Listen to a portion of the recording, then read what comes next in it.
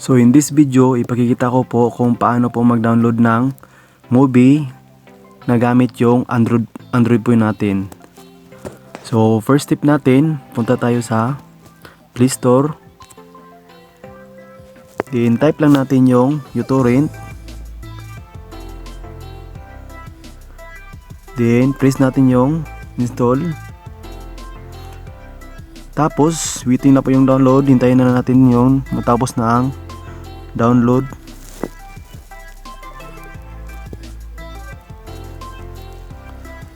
So pwede po to siya sa lahat ng Android phone po.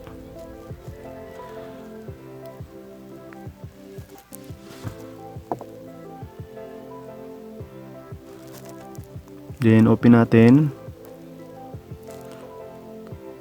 So allow natin. So ito na po yung mukha ng uTorrent natin. So paano po ba mag-download ng movie?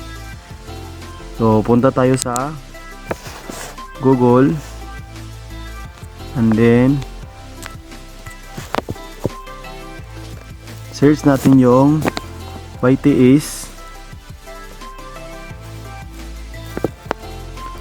Ito po yung mga movie na pwede po natin gamitin para sa uTorrent.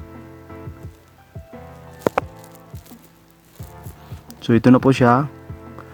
So pwede po natin siya i-search. Maganda nito, pwede rin siya 4K. So kung search ka, dito na punta, search yung mga bagong movie. Then, pwede din dito sa baba, ikaw na nahanap.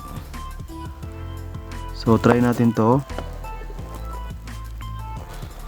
So ito, kung meron kayong nakita, click dito, palakihin ko. So kung meron kayong nakita, meron nakalagay na 720p Blu-ray 1080p. So depende na sa inyo guys kung ano pipiliin nyo. Kung mas malaki yung resolution nya, yung mas maganda.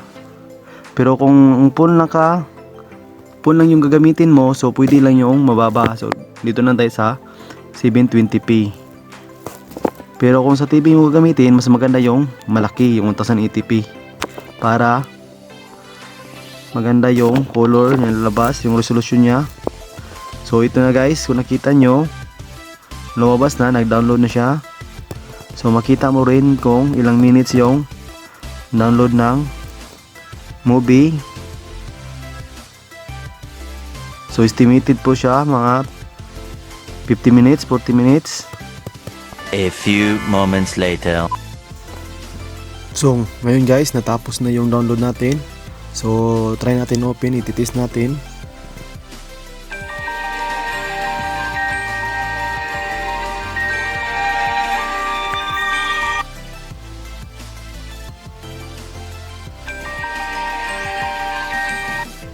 They built it for us. Swear to God. So okay siya. Don't lose that. Don't lose that phone. See, I told you guys. Sana nagustuhan ninyo yung video. Huwag nyo pong kalimutan mag-like, share, and subscribe. Thank you guys. God bless.